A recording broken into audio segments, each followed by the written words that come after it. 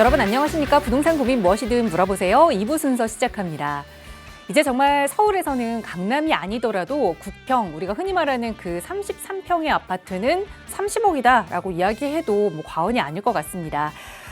국평이 흑석에서 어제 일반 분양이 일어났는데요. 우선 78대 1의 흥행에 성공했는데 분양가가 29억이 넘었다고 하네요.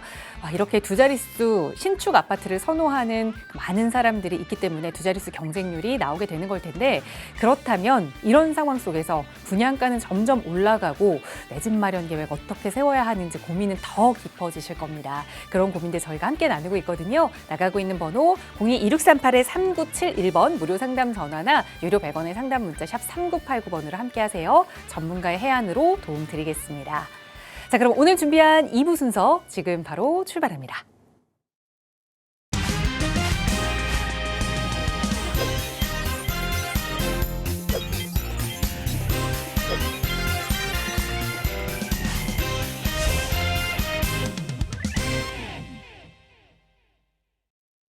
네, 금요일 2부에도 여러분 알고 계셔야 하는, 놓치지 말아야 하는 부동산 정보 전해드리고 또 고민도 함께 나누겠습니다. 오늘 이 시간 함께해 주신 전문가 먼저 소개해 드릴게요. 주식회사 젠트롱 부동산 연구소 송민호 이사 나오셨어요. 이사님 어서 오세요. 네, 반갑습니다. 반갑습니다. 네, 안녕하세요. 젠트롱 부동산 연구소의 송민호 이사입니다. 저희 매주 팍스경제TV를 시청해 주신 여러분 만나 뵙게서 영광인데요. 제가 이번 5월 달을 부동산 시장을 보면서 5월 달에 이제 가정의 달인데도 불구하고 이제 몇 주가 안 남았는데도 불구하고 부동산 시장은 참 혼란스러운 시장이었습니다. 5월 달에 양도세 중과 유예 종료와 매물잠김 현상, 거기에 15억 이하 아파트의 매수세가 증가되면서 전세 가격은 상승을 하고 전세가 사라지는 현상이 계속적으로 발생을 했습니다. 거기에 이 전세가 사라지는 현상에서 끝나지 않고 이게 월세로 전환이 되고 월세가가 상승하는 국면까지 오게 되었죠. 현재 부동산 시장은 주거가 매우 불안하다고 사람들이 생각을 하고 있습니다. 이런 불안한 서울 부동산 시장, 이런 현상을 저희 팍스경제TV 매주 부동산 전문가들이 알차게 방송으로 말씀드리고 안내드리고 있으니 오늘 방송도 끝까지 시청해 주시면 감사드리겠습니다. 네, 저희 방송만 시청하셔도 또 이 부동산 시장의 흐름 놓치지 않도록 매주 또 여러분께 다양한 정보 전해드리고 고민도 해결해드리고 있지만, 또 조금 더 자세한 투자 전략은 방송에서 못다하는 이야기까지 나눠볼 수 있는 무료 세미나 시간 이용해 보시면 좋을 것 같아요. 또 이사님과 함께 할 수 있는 무료 세미나 시간은 다음 주 토요일에 좀 예정이 되어 있네요. 자세하게 소개 부탁드려요. 네, 저희 젠트롱 부동산 연구소는 매주 목요일하고 토요일 날 낮 1시에 젠트롱 부동산 클리닉을 진행하고 있습니다. 장소는 서울시 송파구 문정동 문정역 인근에서 진행을 하고 있고요. 그리고 현재 서울 부동산 시장은 자산의 영역이 되었습니다. 그리고 전문 직종을 가진 맞벌이 부부들도 서울 아파트를 진입하기에는 매우 어려운 시장이 되었죠. 이럴 때일수록 우리는 냉철한 분석과 전략이 필수입니다. 서울에 내 집 마련을 희망하시는 분들, 그리고 자녀의 집 마련에 걱정을 하시는 분들, 그리고 재개발 투자에 관심 있는 분들은 이런 냉철한 전략과 판단이 필수입니다. 그러므로 저희가 6월 3일 선거 이후에 서울 부동산 시장에 대한 전망과 그리고 앞으로 우리가 어떠한 솔루션과 전략으로 접근해야 되는지 저희가 이번 세미나에 준비를 했습니다. 그렇기 때문에 팍스경제TV 시청하시는 여러분들에게는 매주 저희가 무료로 세미나를 안내해드리고 있으니까요. 지금 안내되는 번호로 연락을 주시면 감사드리겠습니다. 네, 무료로 함께 하실 수 있는 시간이지만 또 선착순으로 접수받고 있습니다. 또 다양한 투자 이야기 그리고 지역 분석까지 함께 하실 수 있는 시간이니까요. 나가고 있는 번호로 문의 주세요. 자세하게 세미나 안내 도움 드리겠습니다. 자, 오늘 2부 방송 시간 통해서 여러분의 고민 만나보기에 앞서서 먼저 또 이 한 주간 부동산 시장의 동향에 대해서 살펴보는 시간 마련했습니다. 우선 가장 먼저 궁금하실 것들이 정말 이 부동산 시장의 가격이 어떻게 흘러가고 있느냐일 텐데, 동향 바로 살펴볼까요, 이사님? 네, 우선 이번 주 제가 부동산 시황에 대해서 말씀드리려고 합니다. 우선 두 가지 제가 이슈를 좀 준비를 했는데요. 금주의 부동산 흐름은 아시겠지만 양도세 중과 유예 종료가 되고 나서 매물장비 현상이 되게 심화가 되고 있습니다. 지금 현재 부동산 시장에 있는 유통량은 계속적으로 감소하고 있는 추세입니다. 거기에 전세가가 계속적으로 상승을 하고 있고 전세도 지금 없는 상황이죠. 저희가 매주 25개 구의 아파트의 전세가와 월세를 매물 개수를 조사를 하는데 실제로 25개구 아파트의 전세와 월세는 약 1%밖에 지금 현재 매물이 없는 상황입니다. 그럴 때일수록 우리는 어떻게 이 상황을 대비해야 되는지, 그래서 제가 부동산 시황을 먼저 가지고 왔습니다. 먼저 뉴스 한 가지를 먼저 말씀드리면, 서울 한강벨트 강남 3구 집값에 대한 부분 기대 심리가 재가열되고 있다. 앞서 말씀드린 대로 지금 매물 잠김 현상이 일어나고 결국엔 거래가 이루어지지 않다 보니까 신고가가 어느 정도 속출하고 있는 상황입니다. 말 그대로 거래가 많아지려면 거래세가 인하가 돼야 되는데 양도세 중과유예가 종료가 됐으니 거래세가 지금 인하가 된 상황이 아니죠. 그렇다 보니까 매물 자체도 많이 없을 뿐더러 그 매물을 접근하기도 어려운 시장입니다. 왜냐? 지금 현재 대출 규제와 정책 규제 그리고 세금 규제를 하고 있기 때문에 특히나 고가 아파트 시장에는 거래가 많이 일어날 수가 없어지고 있죠. 하지만 반대로 이럴 때일수록 이런 고가 아파트 시장에 진입하는 사람들도 있습니다. 그리고 반대로 15억 이하의 아파트 매수세가 계속 증가하고 있었는데 지금도 15억 이하 아파트 매수세는 증가를 하고 있는 상황입니다. 그래서 안에 있는 내용을 보시게 되면 먼저 서울 같은 경우는 전주 대비했을 때 0.28% 증가를 했습니다. 그리고 경기도 0.11%가 증가를 했죠.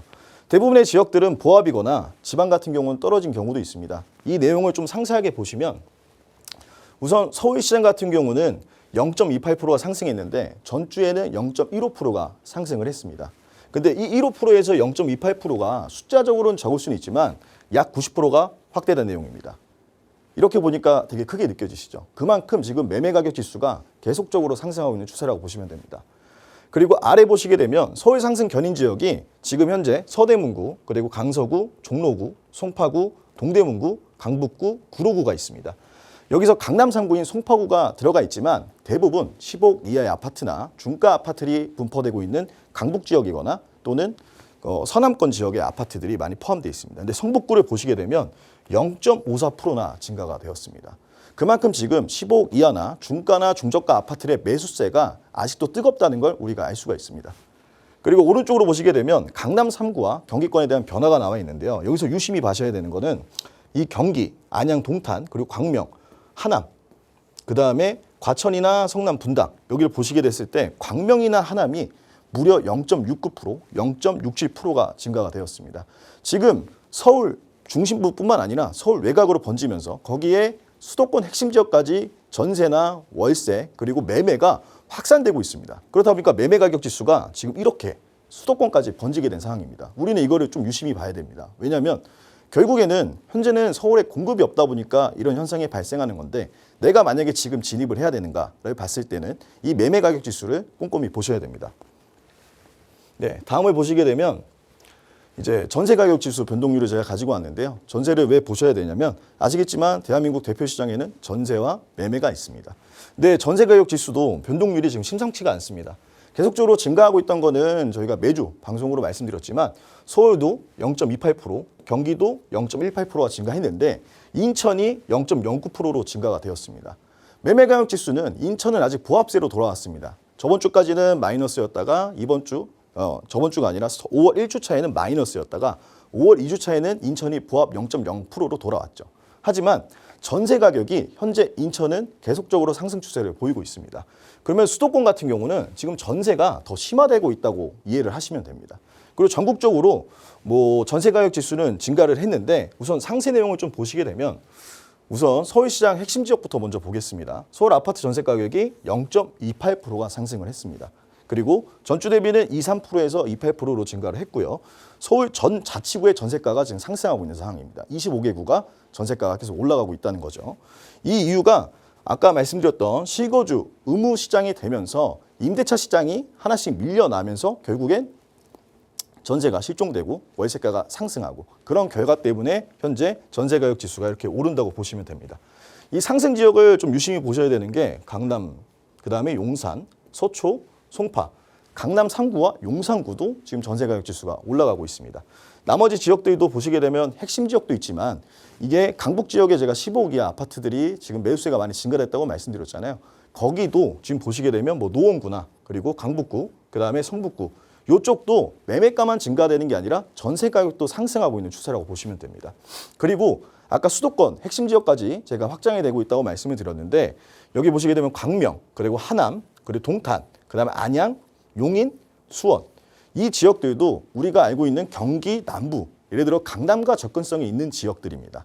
근데 이 상승이 제가 다음 이슈에 말씀드릴 내용과 좀 연관이 있는데 조금 지금 이 주거벨트 쪽에 이런 움직임이 지금 심상치 않다. 그러니까 만약에 전세를 내가 준비를 하시거나 또는 매매를 준비하시는 분들은 이런 가격 지수를 면밀하게 검토를 하시고 이게 상승할 추세가 보인다고 하면 매물이 괜찮은 거를 미리 좀 선점하신 전략이 필요합니다.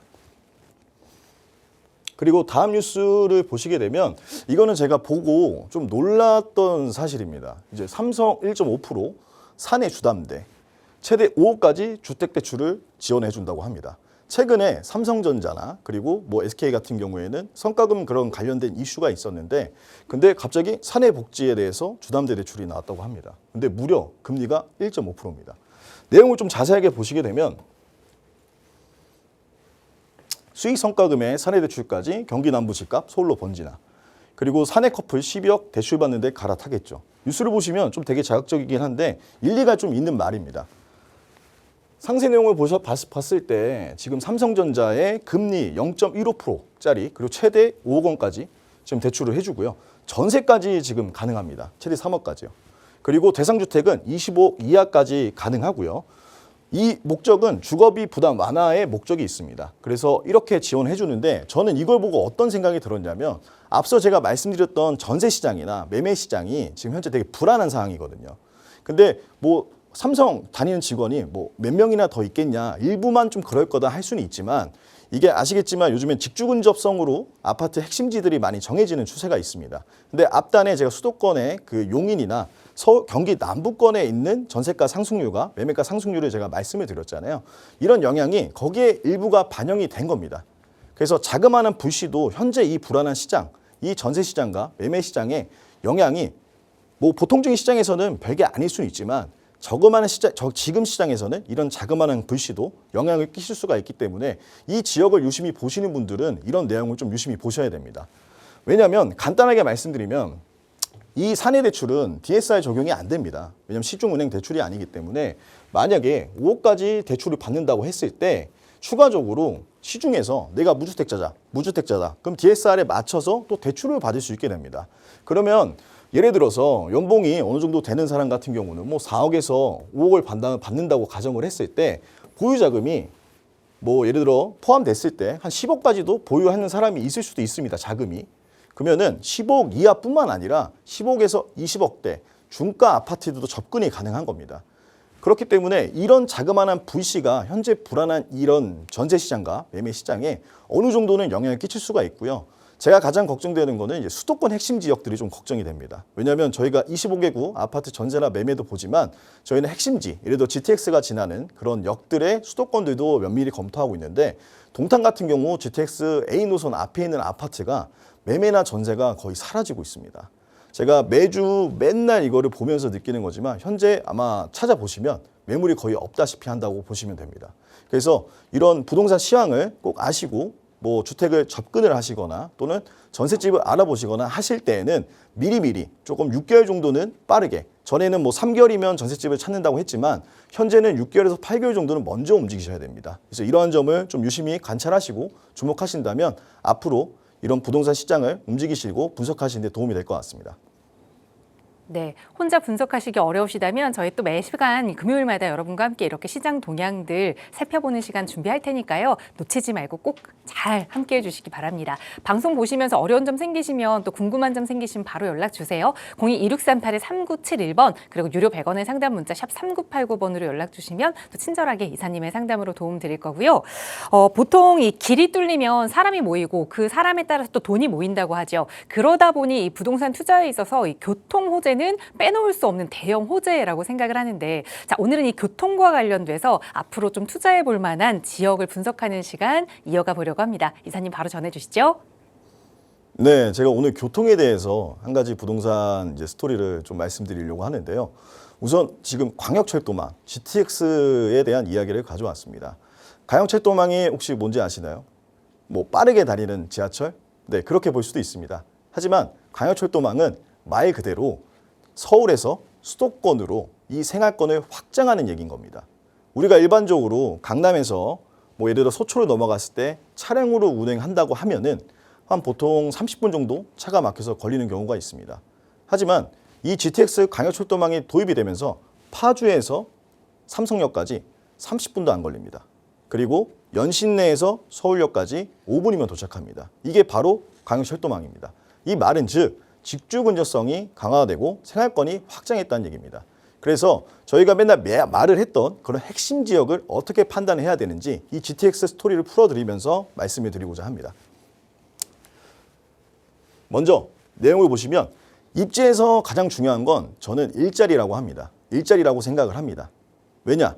일자리가 있어야 그 지역이 활성화가 되고 그리고 소비가 돌면서 그 지역의 생활권이 확장을 합니다. 그러면서 주거단지가 형성이 되고 그 주거단지로 사람들이 생활을 하고 그럼 그 지역에 대한 벨트가 점점점 강화가 되겠죠. 그래서 저는 항상 부동산의 입지를 볼 때는 가장 중요한 건 직주 근접성이라고 생각을 합니다. 먼저 내용을 보시게 되면 직주 근접성을 강화시키는 건 교통입니다.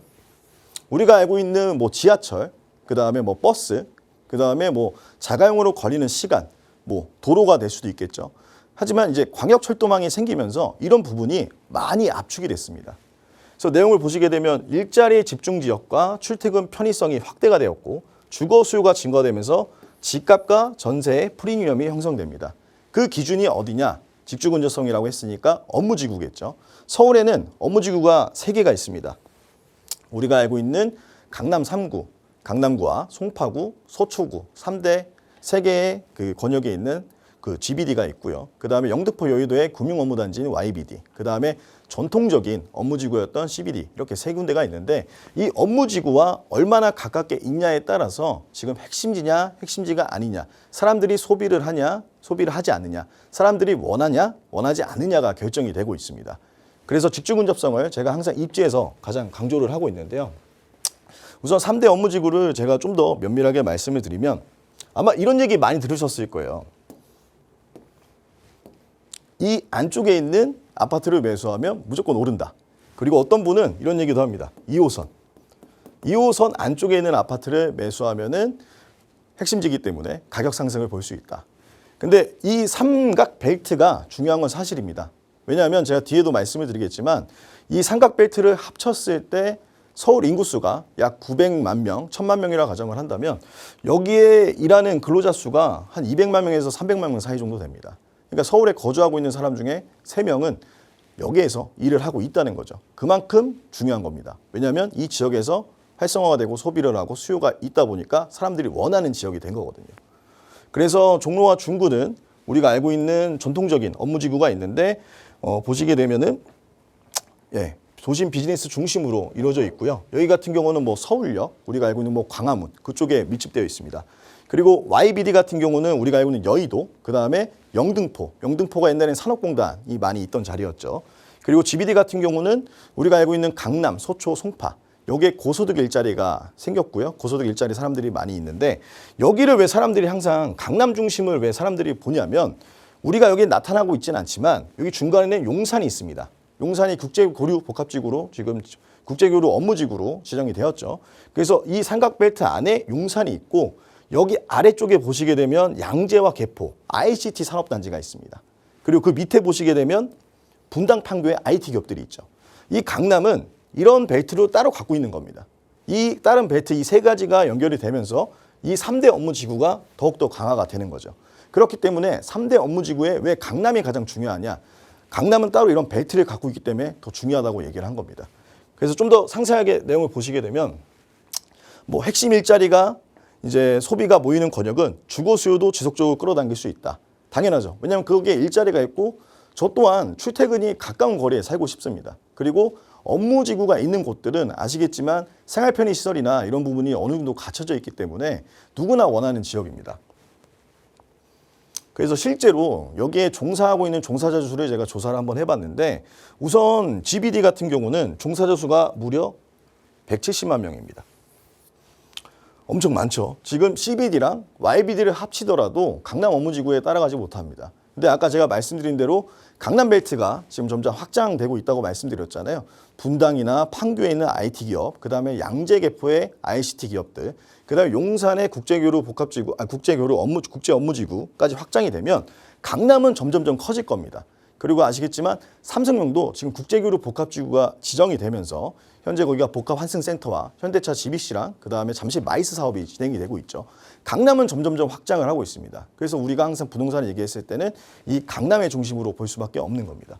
그다음에 CBD 같은 경우는 종사자 수가 약 70만 명, 그리고 YBD 금융 업무지구가 이제 약 45만 명이 있고요. 그리고 이 외적으로 큰 업무지구는 아까 제가 말씀드렸던 분당 판교 IT 업무지구가 있고 그 위에 개포랑 양재 그다음에 용산의 국제 업무지구가 있습니다. 우리는 이 업무지구에 대한 위치와 이 업무지구가 어떻게 향후에 발전을 하고 어떻게 나아가는지를 유심히 봐야 되는 건, 왜냐하면 이 일자리로 비롯해서 매출이 발생하고 그다음에 소비가 발생하고 사람들이 그쪽에 수요하고 싶고 거기에 거주하고 싶기 때문에 이 일자리에 대한 부분도 많이 보셔야 됩니다.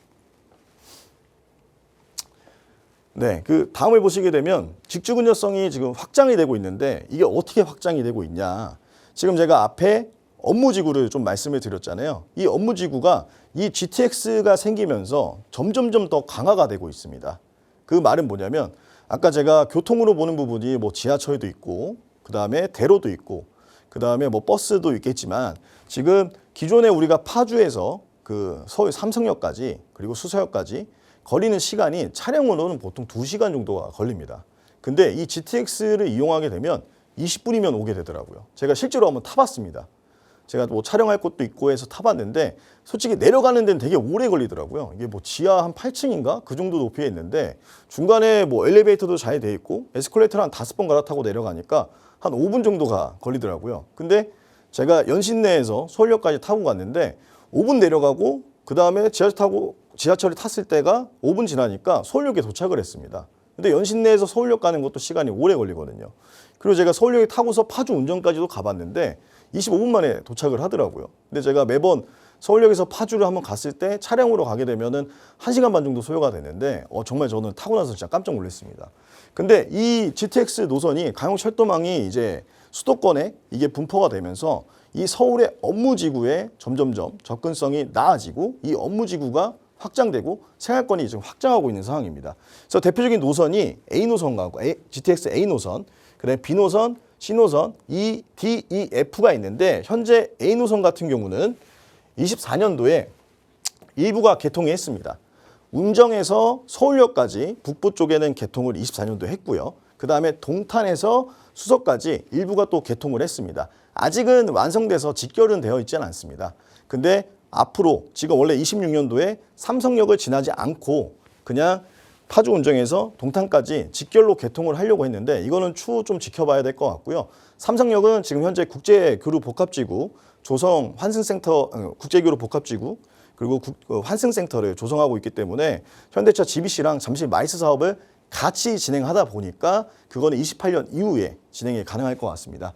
그래서 만약에 A 노선을 좀 많이 보시는 분들이나 타시는 분들은 그 삼성역이 개통되기 전 시점에서 이 앞으로 이 노선들이 어떻게 변하고 있는지를 좀 보시면 제가 보기엔 도움이 될 것 같습니다.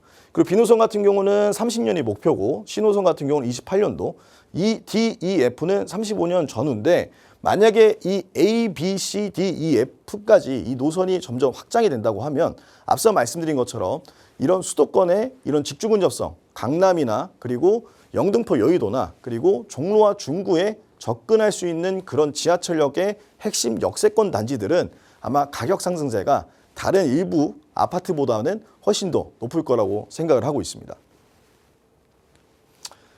자, 다음을 보시게 되면 제가 GTX 노선 중에 A 노선하고 E 노선을 가져왔는데요. 제가 오늘 이 핵심지, 이 GTX를 설명드리면서 핵심지를 말씀드리려고 했던 지역이 바로 연신내입니다. 지금 연신내 같은 경우는 이미 지하철이 3개가 지나갑니다. 이미 종로와 그리고 강남과 그리고 DMC나 이런 지역이 접근이 가능합니다. 거기에 GTX A가 들어오면서 실제 강남까지 거리는 약 10분대밖에 소요가 되지 않습니다. 근데 아시겠지만 우리가 알고 있는 그 은평구는 서울 서대문구 위쪽에 서울 끝자락에 위치를 하고 있죠. 근데 여기가 무려 지하철이 현재는 3개가 지나갑니다. 근데 지금 2노선까지 지금 추가하려고 계획을 잡고 있습니다. 그 GTX 2노선이 추가가 되면 이제 공항까지 직결로 연결이 되는 건데, 그러면 연신내역에서 GTX를 이용하거나 다른 전철을 사용했을 때 우선 종로와 중구, 그다음에 강남, 그다음에 DMC나 뭐 이태원, 홍대들도 30분 또는 20분, 10분 내에 왔다 갔다 할 수 있게 됩니다. 그만큼 연신내가 지금 현재 트리플 역세권에서 커트라 역세권으로 지금 발전을 하고 있는 거죠. 그래서 실제로 제가 GTX A 노선에 들어가 있는 이 역세권 아파트 가격을 제가 한번 봤는데요. 이게 되게 신기하더라고요. 파주 운정역에 있는 어떤 아파트, 가장 가까운 GTX역이랑 가까운 아파트 가격이 무려 7억에서 8억대에 형성을 하고 있습니다. 파주인데도 불구하고요. 근데 반면에 이 역과 가까운 일부 아파트들은 가격이 7, 8억대에 형성이 되어 있지만, 이 역과 가깝지 않은 일부 밖에 있는 아파트들은 가격이 3, 4억대에 분포를 하고 있더라고요. 무려 이 GTX 하나만으로도 이 가격대가 2배가 차이가 나는 겁니다. 그 다음에 뭐 킨텍스 같은 경우는 킨텍스 원시티 E블록 같은 경우도 보시게 되면 가격이 12억에서 13억대에 분포가 되어 있습니다. 근데 킨텍스역 위쪽에 일산은 아시겠지만 구축 아파트들이 좀 많이 있긴 한데, 이 구축 아파트들이지만 여기도 가격이 3, 4억에서 4억대밖에 형성이 안 되어 있습니다. 무려 역과 가까운 신축 아파트랑 가격이 3배가 차이가 나는 겁니다.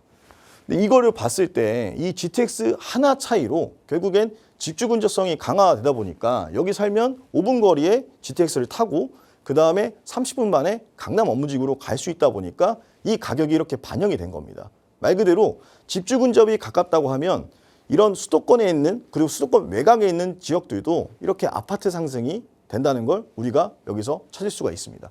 그 다음 대곡 같은 경우도 보시게 되면, 대곡 같은 경우는 여기랑 되게 거리가 멉니다. 그런데도 불구하고 신축 아파트 가격들이 8억에서 9억 정도에 형성이 되어 있고요. 그 다음에 연신내 같은 경우는 아시겠지만 가격이 그렇게 높게 형성되어 있지는 않습니다.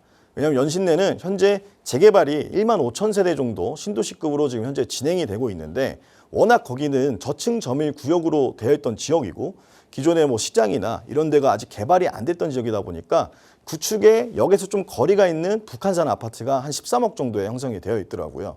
근데 이 13억이라는 거는 구축 아파트의 현재 시세인 거지, 거기에 지금 재개발을 진행하고 있는 은평구 3개의 현장이 있는데 대조 1구역, 뭐 가련 1구역, 불강 뭐 5구역 같은 데는 우선 그 중에 가장 빠른 그 구역 같은 경우는 뭐 일반 분양가가 13억까지 나왔다가 다음 완성되는 그 가련 1구역 같은 경우는 지금 15억까지도 예상을 하고 있답니다. 계속적으로 신축 아파트 가격이 지금 올라가고 있는 추세인 겁니다. 근데 하지만 지금은 개발이 좀 더 덜 돼 있다 보니까 가격이 지금 13억, 킨텍스랑 비슷한 가격대를 형성하고 있는 겁니다.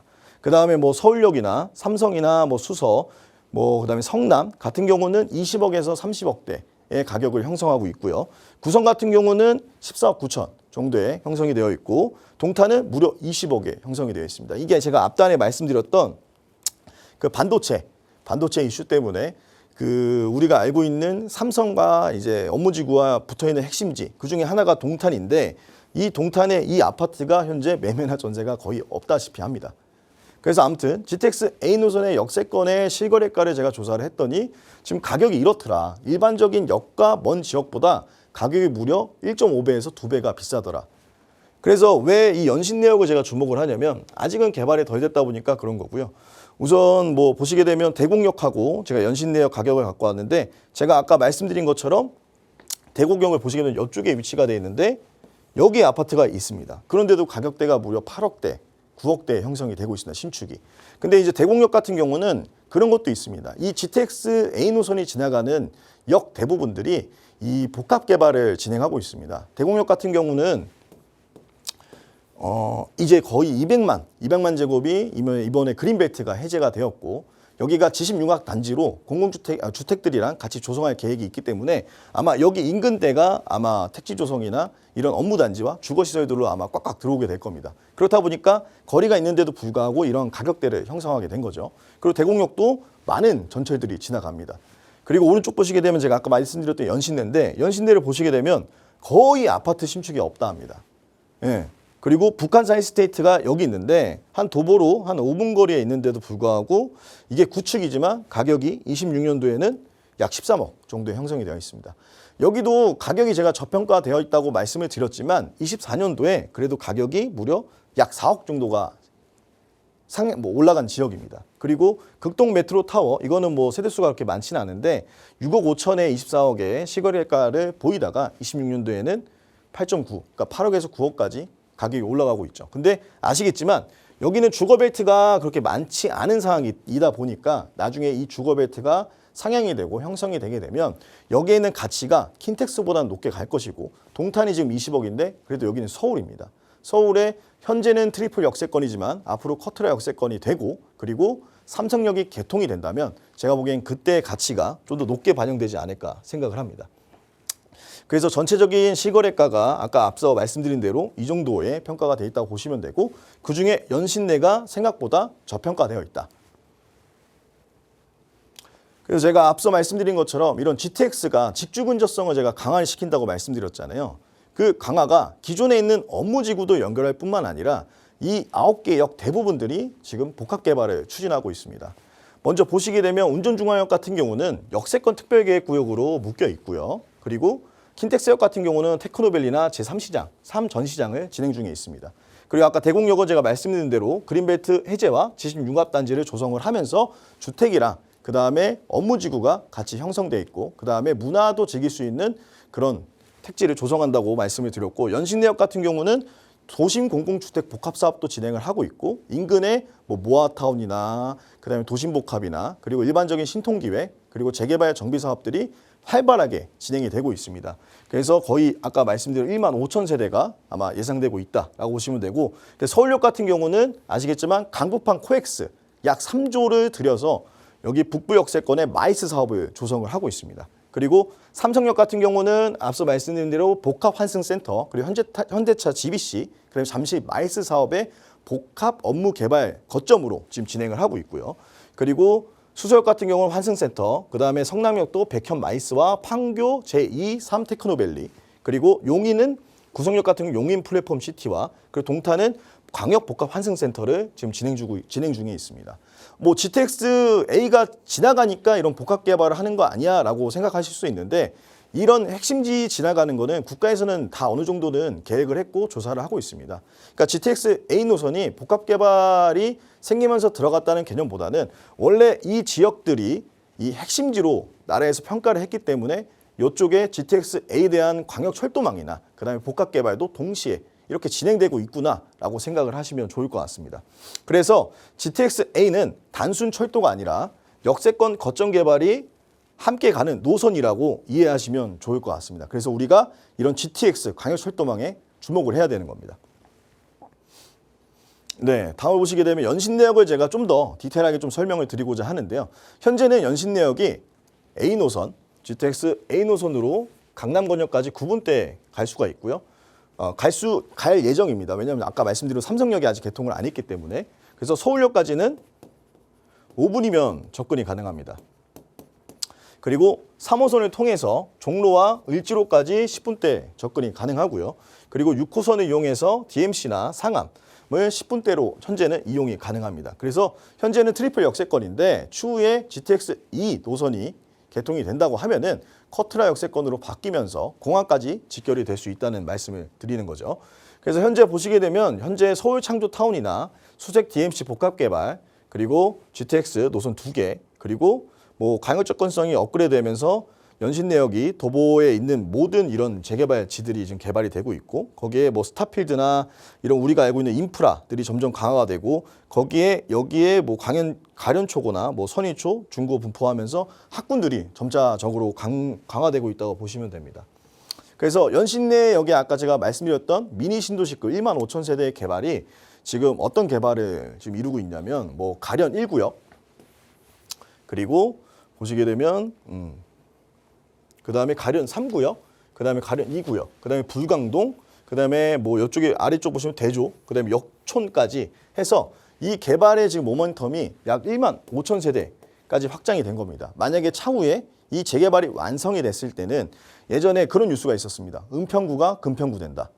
아마 실제로 금평구가 될 수도 있습니다. 왜냐?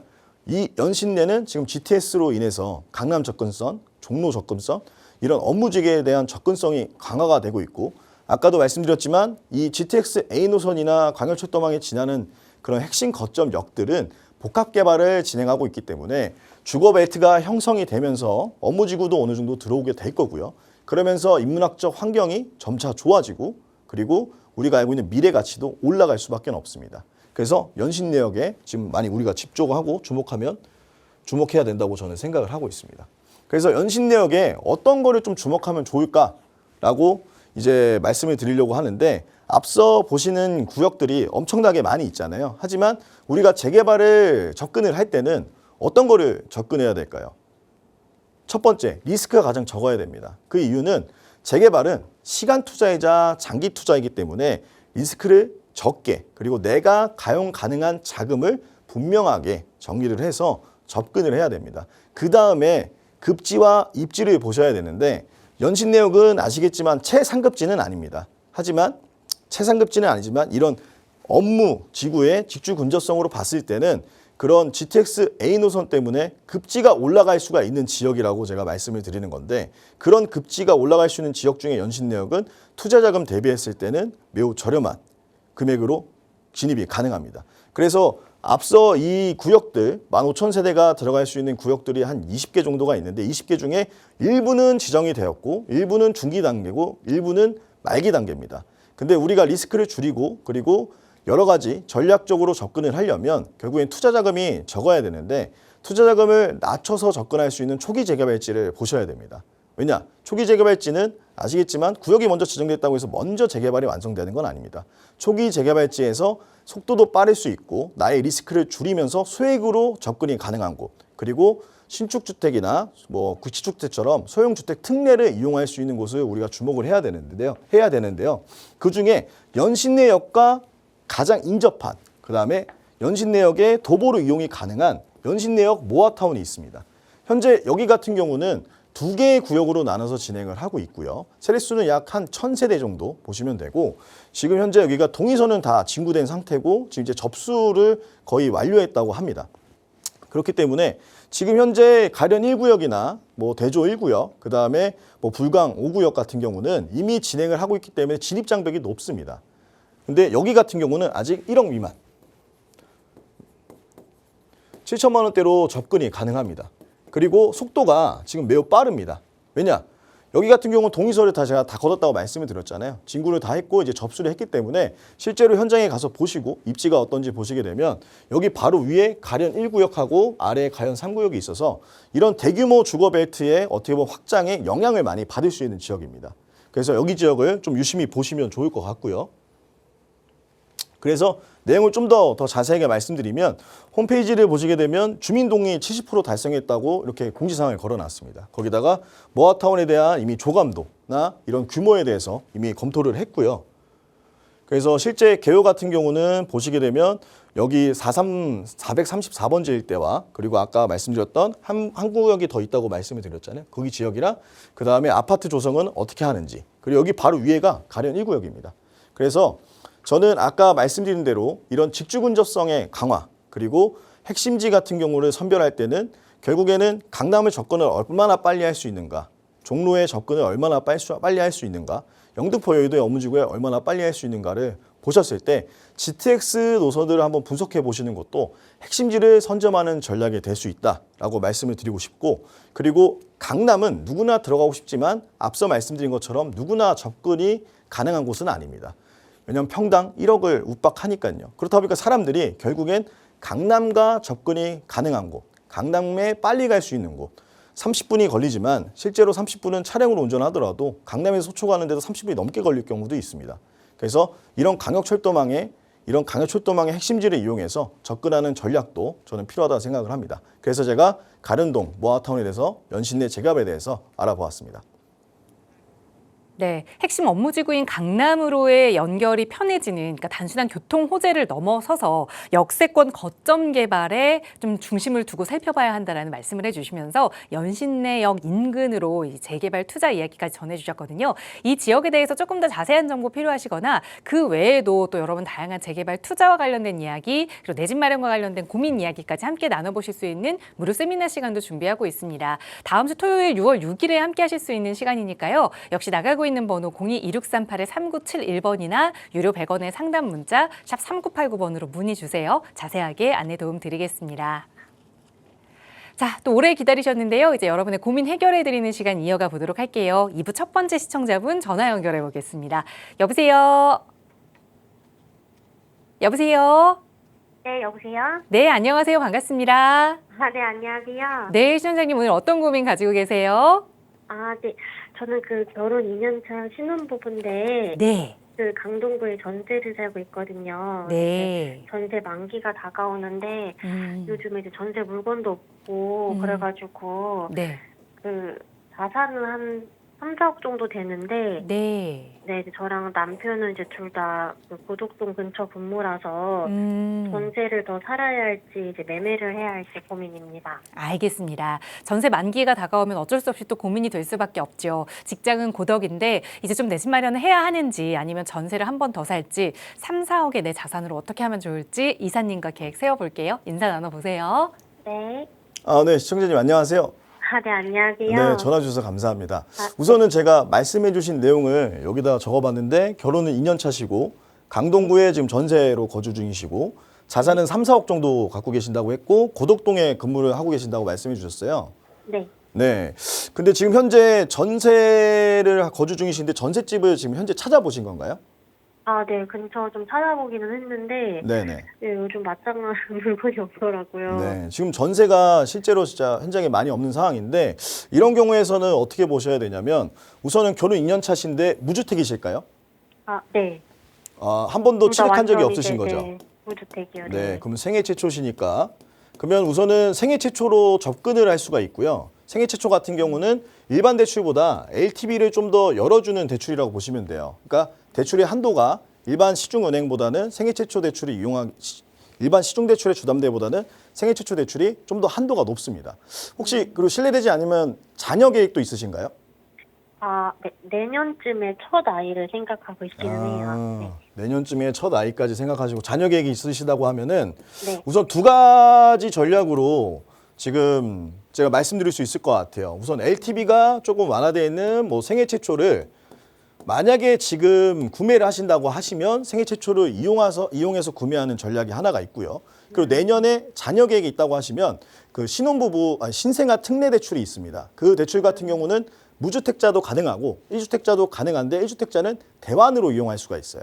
근데 이걸 왜 아셔야 되냐면 결국엔 3, 4억이 있다고 하셨을 때 나머지는 대출을 받으셔야 되잖아요. 3, 4억에 맞춰서 사실 건 아니잖아요. 그죠? 네. 네, 왜냐하면 고덕동에 근무를 하고 계시고 서울에 거주를 하고 있다고 보시니까 결국엔 직주 근저성을 좀 보셔야 될 것 같아요. 그런 면을 보았을 때는 우선 대출을 어떤 걸 이용할 수가 있는가. 생애 최초와 그다음에 신생아 특례를 이용하시는데 신생아 특례 같은 경우는 금리가 2에서 4%대예요.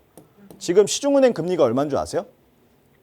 거의 요즘에는 4%에서 6%. 맞아요. 4%에서 6%고 상단이 7%까지 최근에 열렸었습니다. 그만큼 이자가 2배 정도 더 높다고 보시면 돼요. 네, 그러니까 이런 정책자금 대출을 꼭 이용을 하셔야 되고 그리고 추가적으로 대출 같은 경우는 이런 방향을 이용하시면 되는데 이제 전세나 매매를 고려한다고 하셨을 때 어디 지역에 어떤 요건을 보셔야 되는지도 궁금할 수 있잖아요. 그렇죠? 네. 네, 그래서 제가 말씀드리고 싶은 건 먼저 직주 근접성을 먼저 보시는 게 좋아요. 직주 근접성. 네, 지금 고덕에서 근무하고 계시니까 이 고덕의 접근성이 가능한 지역을 먼저 보시고 그 다음에는 주거 쾌적성을 좀 보셔야 되거든요. 왜냐하면 자녀 계획이 있다고 하시니까 네, 자녀를 출산하시게 되면 거주가 좀 편하셔야 되잖아요. 그렇죠? 네. 그 다음에 세 번째로는 이제 인문적 환경을 좀 보셔야 됩니다. 그 다음 마지막으로는 미래 가치를 보시면 좋은데 우선은 지금 자금은 3, 4억대 있고 그리고 대출도 어떤 거를 이용하실지 모르다 보니까 제가 시간 관계상 어디 아파트 단지를 꼭 구매를 하셔야 된다. 지역을 추천해 드리기엔 시간 관계상 좀 너무 어렵고요. 그래서 이 네 가지 직주 근접성하고 주거의 쾌적성, 인문학적 환경, 그다음에 미래 가치를 좀 보시고 내가 이 대출을 이용하면 어느 정도 금액대가 가능한지를 보셔야 되는데 여기서 또 중요한 게 있어요. 아시겠지만 신혼부부고 이제 애를 출산하신다고 하면 고정비가 앞으로 발생을 할 거잖아요. 네. 대출을 좀 받으실 때 어느 정도 보수적으로 좀 접근을 하셔야 됩니다. 왜냐하면 지금 현재 기준금리가 올라가고 있지는 않지만 떨어질 이유는 없어요. 그렇다 보니까 앞으로 금리가 상승될 여력도 있기 때문에 정책자금대출을 이용하시는 게 가장 좋고, 만약에 그게 안 된다고 하면은 예를 들어 내가 월 상환금액은 150만 원으로 잡았다고 하면 150만 원 잡았다고 하면 200만 원까지도 그 금리가 올라가면 이자 부담이 될 수도 있기 때문에 이런 월 상환 계획도 좀 상세하게 보시면 좋을 것 같아요. 제가 좀 더 신혼부부라고 하시니까 제가 애가 셋이다 보니까 좀 더 상세하게 안내를 해드리고 싶은데 제가 상담이 또 기다리고 있어서 우선 도움이 되셨으면 좋겠고요. 만약에 좀 더 자세한 상담을 원하신다고 하면 제가 저희 세미나에 방문하시면 직접 상담을 도와드릴 테니까 안내되는 번호로 연락 주시면 될 것 같습니다. 여기까지 하겠습니다. 감사합니다. 네. 네, 우선 내 집 마련은 해야 한다라는 주의셨어요. 좀 생애 최초 대출이나 신생아 특례 대출들을 활용해서 좀 적극적으로 내 집 마련을 계획해 보셨으면 좋겠다. 그 계획하기 위해서 따져봐야 하는 요건들 4가지 일러드렸으니까 그 요건에 맞춰서 찾아보시고 어려우시면 다시 한번 연락 주세요. 나가고 있는 무료 상담 전화 늘 열어두고 있습니다. 또 문자 편하신 분들 위해서 유료 100원의 상담 문자 샵 3989번 열어두고 있는데요. 이번에 문자 사연도 하나 살펴볼게요. 뒷번호 9824 쓰시는 시청자분 사연입니다. 요즘 재개발 다세대 주택에 대한 뉴스가 많이 나오던데 재개발 다세대 주택에 투자하려면 어떤 조건 등을 따져봐야 하나요? 라는 질문 주셨어요. 이제 투자를 막 시작하시는 분인 것 같아요. 도와주세요, 이사님. 네, 우선 재개발 투자를 지금 보신다고 하면 아시겠지만 서울 같은 경우는 구조적으로 지금 재건축이나 재개발 사업 아니면은 접근이 불가능합니다. 그래서 꼭 정비 사업으로 이제 공급을 해야 되는데 현재 공급도 많이 없다 보니까 앞으로 3년 동안 되게 공급이 현저하게 줄어들고 있는 상황이죠. 근데 왜 서울 재개발이 요즘에 관심이 많냐? 그냥 단순합니다. 재건축보다 들어가는 리스크가 적고 진입장벽이 낮습니다. 그렇다 보니까 재개발에 사람들이 관심을 갖는 거고, 만약에 재개발 투자가 필요하시다고 하시면 딱 3가지만 보시면 됩니다. 우선 급지와 입지를 보시고, 그 다음에 두 번째로는 그 해당 지역의 아파트 시세 가이드라인을 체크하시면 좋아요. 그 다음에는 이제 이 지역의 요건이나 노후도, 그리고 앞으로 개발 가능성이 있는지, 그리고 현장에 직접 가보시고 현장 분위기가 어떤지, 지역들이 실제로 동의를 하고 있는지, 개발 가능성이 있는지, 그런 요건과 현장의 방문이 필요합니다. 그리고 가장 중요한 건 뭐냐면요, 공부를 하셔야 돼요. 저희 팍스경제를 보시면서 공부도 하시고, 그 다음에 실제로 세미나에 참석을 해보시고 전문가 상담을 받아보시면 우선 재개발 빌라에 지금 이슈가 왜 있는지, 그리고 재개발 빌라에 사람들이 왜 관심이 있는지가 아마 왜 이런 시장이 형성되는지 알 수 있으실 거예요. 그래서 제가 시간이 많이 없다 보니까 저희 세미나에 안 들어오시게 되면은 제가 상세하게 설명을 드릴 테니까 우선 이 요건만 보시고 한번 재개발 지역들을 한번 보시면 좋을 것 같습니다. 감사합니다. 네, 가장 먼저 입지, 그러니까 급지를 따져보고, 그리고 그 주변의 아파트 시세도 따져보고 공부하시면서 임장도 다녀오시고 어려우시다면 이곳을 먼저 가셔도 좋을 것 같아요. 이사님과 함께 이런 투자 이야기 나눠보면서 공부 더 많이 할 수 있는 그런 무료 세미나 시간 저희 준비하고 있거든요. 다음 주 토요일에도 무료로 함께 하실 수 있는 시간 예정되어 있습니다. 무료 세미나 안내 다시 한번 부탁드려요, 이사님. 네, 제가 오늘 이제 너무 그 부동산 시황이랑 그 다음에 뒤에 있는 GTX 핵심 노선에 대해서 너무 강조하게 설명을 하다 보니까 지금 밀려있는 상담을 많이 못 드린 것 같아서 너무 죄송한 마음인데요. 우선 저희가 안내되는 세미나가 매주 목요일하고 토요일마다 오후 1시 송파구 문정동에서 진행을 하고 있습니다. 이제 6월 3일 선거가 끝난 이후 서울 부동산이 어떻게 될 것인가, 그리고 앞으로 어떤 전략으로 우리가 접근해야 되는 것인가에 대해서 우리 팍스경제 시청자 여러분들에게 무료로 저희가 열어두고 있으니까요. 안내되는 번호로 연락을 주시면 제가 오셨을 때는 성실하게 시간을 투자해서 설명을 드리도록 하겠습니다. 네, 6월 3일 선거가 끝나고 6월 6일 토요일에 바로 만나보실 수 있는 무료 세미나 시간입니다. 선거 이후 부동산 시장이 어떻게 흘러가게 될지, 또 그 안에서 내 자산에 맞춰서 어떤 투자 전략 세워야 할지 아직 막막하시다면 전문가와 함께 그런 계획들 안전하게 세워보시고, 또 그 외에도 다양한 투자 이야기, 또 지역 분석하는 시간까지 마련되어 있으니까요. 놓치지 마시고 귀한 기회 잘 활용해 보시기 바랍니다. 저희 나가고 있는 무료 상담 전화는 방송 시간 이후에도 계속해서 열어둘 테니까요. 조금 더 자세한 세미나 안내 원하신다면 언제든 편하게 문의 주시고요. 그 외에도 부동산 고민 남아있으셔도 편하게 연락 주세요. 아울러 저희 프로그램은 여러분께 보다 다양한 정보 제공하기 위해 마련되고 있습니다. 해당 부동산의 가치나 매물 가격의 상승 하락을 보장하지는 않는다는 점 유의해 주시기 바랍니다. 자, 주말 건강하고 즐겁게 보내시고요. 저희는 다음 주 이 시간에 다시 인사드릴게요. 시청해주신 여러분 고맙습니다.